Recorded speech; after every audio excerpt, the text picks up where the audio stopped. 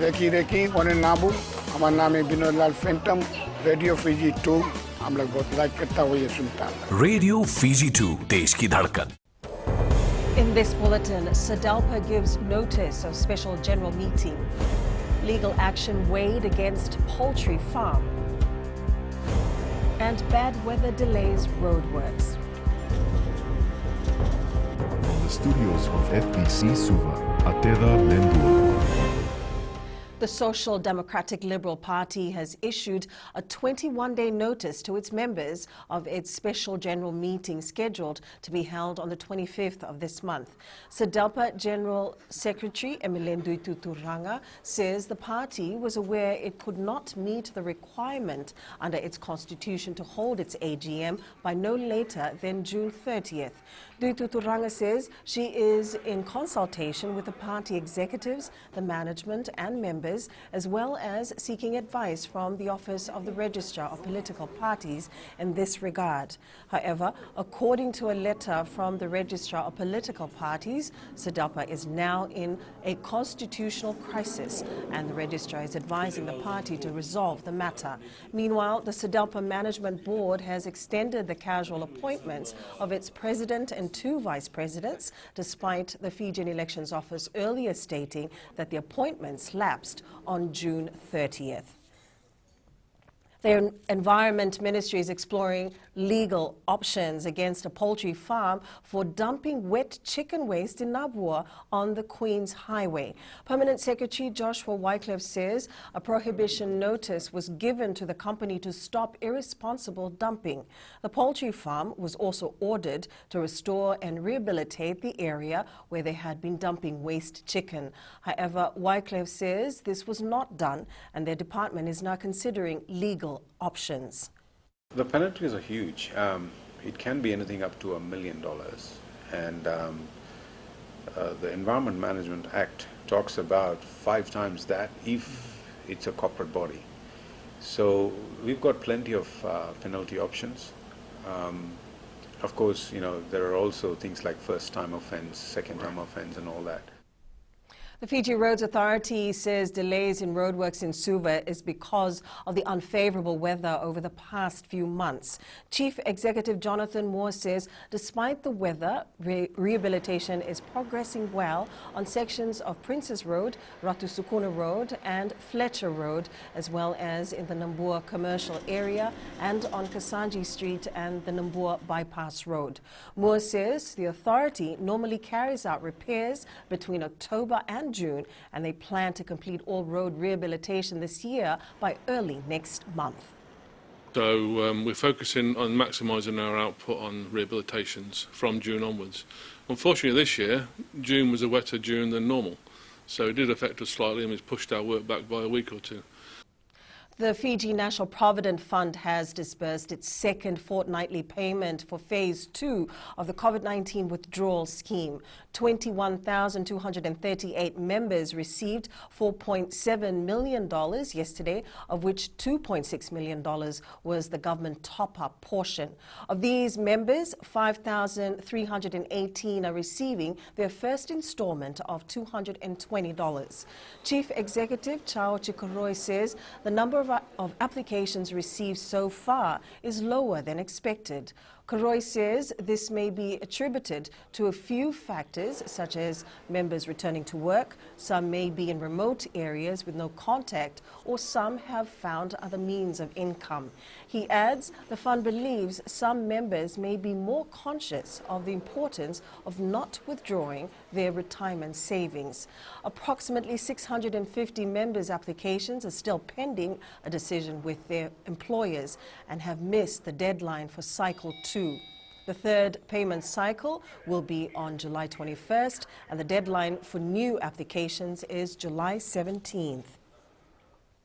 The Social Welfare Department is calling on recipients to submit their forms for recertification before the cutoff date on Friday.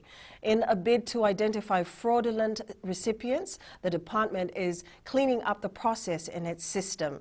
Recipients who will miss the Friday deadline will be given a grace period of 3 months from August to submit their forms and get their accounts reactivated. Those who don't will have their accounts permanently terminated. Director Rupeni Fatiaki says so far 70% of the recipients have submitted their applications. This is the final cutoff date for the payments for August, meaning that all of those that have brought back their forms until Friday, they'll get the payments in August. But those who have not, we will suspend the payments. Overseas, the World Health Organization has acknowledged emerging evidence of the airborne spread of the coronavirus. This came after a group of scientists urged the global body to update its guidance on how the respiratory disease passes between people. Up ahead, Nadi wary of Yasawa. And no changes in return to play protocol.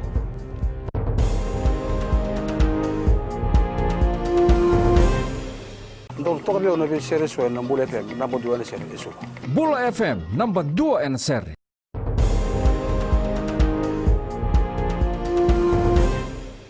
For the first time ever, the Vodafone Premier League will be aired live on TV. The Fijian Broadcasting Corporation today signed a 3-month agreement with the Fiji Football Association for the live coverage of the Premier League matches. Fans will get to watch one VPL match live every week for the next 3 months on the FBC Sports channel on the WYCLIFFE platform.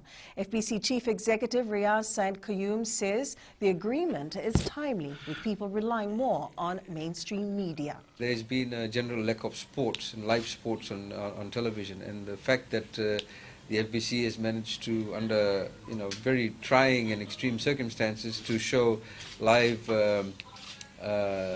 rugby league matches and now live soccer matches, Premier League matches once a week is a testament to the fact how hard the FBC team is working. And the work that we're doing to bring a little bit more entertainment and joy to sports fans around the country. Nandi Rugby is expecting a hectic showdown when they take on Yasawa in their Skipper Cup clash on the 25th of this month. Yasawa was promoted to the Skipper Cup last year after winning the Vodafone Vanua Championship final.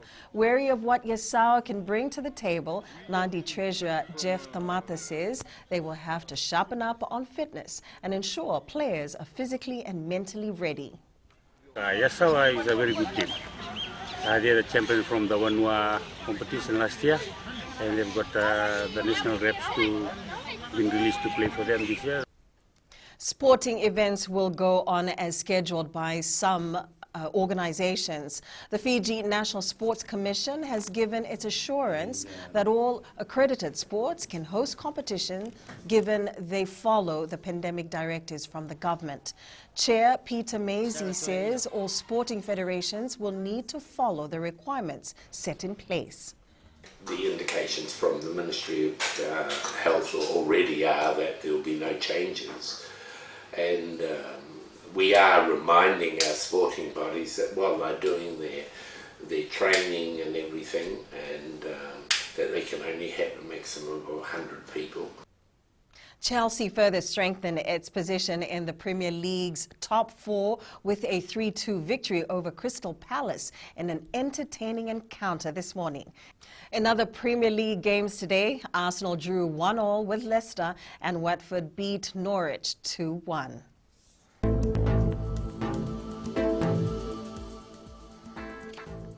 Today has seen cloudy periods and showers in the northern and eastern parts of the country. Showers are expected to gradually affect the rest of the group by tonight. And that's your FBC News now. Join us again at 7 p.m. for our major bulletin. In times of crisis, you need news you can trust. Fight fake news by getting the facts from verified news sources like FBC's TV, radio, and digital news, www.fbcnews.com.fj, keeping Fijians connected with the truth. Stay safe.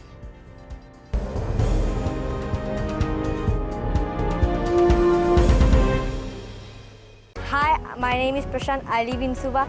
I love Mirchi FM because Mirchi FM, it's hot. Mirchi FM, it's hot.